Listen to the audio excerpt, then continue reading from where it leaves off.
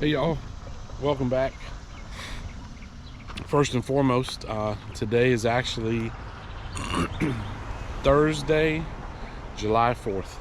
So for those of you that watch this channel here in the United States, welcome to the channel. Happy 4th of July.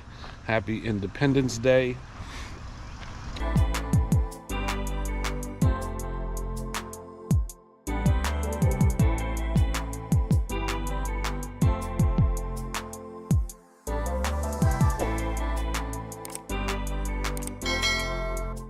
I'm out here in the garden, just kind of checking on some things, checking on the squirrels, of course. Wanted to give you just a quick update. You guys remember in the back of this second community bed here, I had planted beans, peppers, and squash. Everything's doing quite well. You can even see, actually right here, we got a nice green pepper coming in. We have beans growing along the outskirts. And then the squash are coming in as well. But as I've said, I always like to transition and do a form of succession crops. So I actually ripped out 2 squash that were down here, trying to give these eggplant some life. Eggplant's got flowers on them, but no fruit yet. And then we have another one right there buried a little bit. I don't want to say buried, but it's looking for light is what it's doing, is because these big squash that I just had too many of them. They took over the front, and you do what you do. And then you guys remember down here, this is where we had all the onions back in the spring and early summer that we dug up. And I put more squash down here. Well, then going past all the all of the peppers, then we had collards and beans that are now not looking so great. If you can see, they're wilted, they're turning yellow. So I'm actually going to dig these up today. If you guys remember, just a couple of videos ago, I germinated these random squash. I don't even know what type of squash they were. There was like 5 or 6 different varieties. So basically all we're going to do here today is, like, you take this collard that is pretty much nothing left to it. We've picked it dry, which is great. It served a great purpose for a couple months there.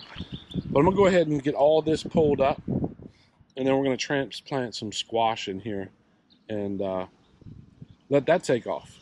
So let me go ahead and start that, and I will see you guys in a minute.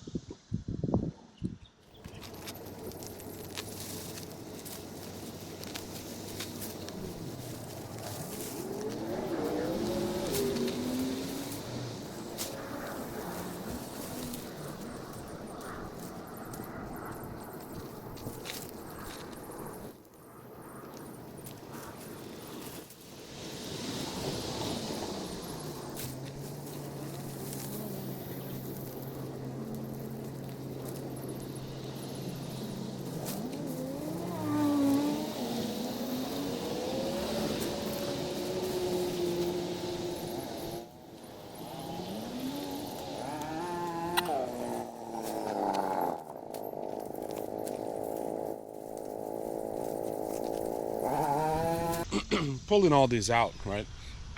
But I actually pulled out and pulled off these beans for a reason. So actually I have, let me get this one out of here because I'll pull those off in a minute. So all these beans right here are perfectly fine. They're a little big. I might actually use them for seed for next year. This is the Blue Lake variety, but I have in the back here, let me grab all of this and show you exactly what I'm going to do with it.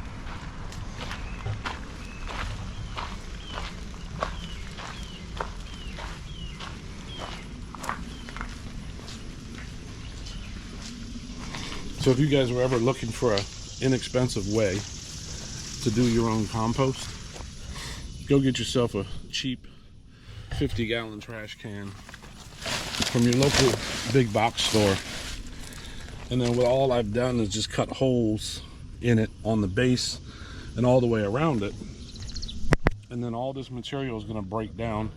I'll keep it stirred and mixed, but all of that material is going to break down and provide great compost for next spring once we get back into the garden and start planting our newly germinated stuff for the next crop. But yeah, just like a $20 trash can. Drill a bunch of holes in the side of it just to keep the moisture out of it, where you want some moisture, of course, but you want it to breathe. You want airflow. You want it to decompose as best as possible. So with that, I just keep it back there behind the shed, kind of keep it out of the way. Oh wow, look at this. Really nice zucchini coming in. And that's that. Remember, I did a video a couple months ago. You don't have a lot of space in an urban environment, 5-gallon pot is the way to go. There's actually 2 zucchini in that pot. There's 2 squash in this one, and there's 2 squash in that one. And as you see, we still have fruit coming in. This one's a little banged up, but yeah, nice yellow squash, crookneck squash coming in. So yeah, pots are a great way if you're trying to save space, or if you're working on like a patio or balcony or something of the sort. So yeah, I have my beans. I'm gonna go ahead. This area right here, to give you perspective, it's about 4 feet.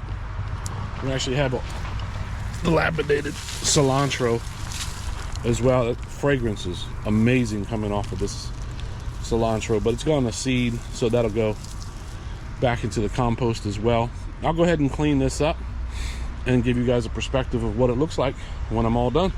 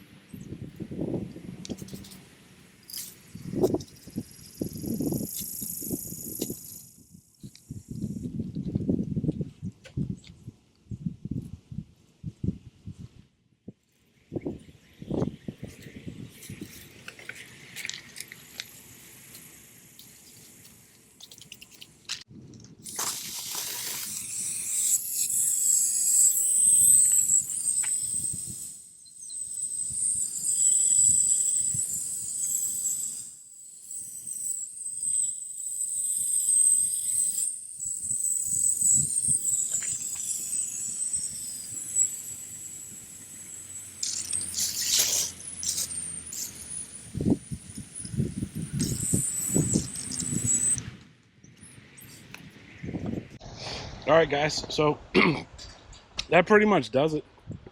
Very simple. I got 1, 2, 3, 4 new squash varieties. I don't know what they are. It was in that pack that I had labeled. I'm going to give them a final drink of water. I'd like to put down, as you see here, I like to put down a layer of mulch, just as a weed barrier / moisture retention. And then I just like to soak them in. Get that mulch nice and wet. It'll irrigate down into the soil, keep these squash nice and hydrated. It's, as I said, 4th of July here. It's 90 something degrees at 9 o'clock in the morning. So it's going to be a scorcher again today. But guys, if this video gives you some perspective on what you can do, keep in mind I harvested those beans for at least 2 months. I harvested them at least 4 times. And when I say 4 times, I'm talking about a quantity like that. Probably enough for a table of 4 at dinner as a nice side item. And, you know, it's a generic, Blue Lake was the variety that I planted. It's just a generic green bean, but quite flavorful if you pick them early. These here are a little bit late, but I'll still use them. I'll still source them for seeds or something. So, guys, if this video has provided any type of informational purposes, knowledge, education, things that you can do to keep your garden growing in a succession.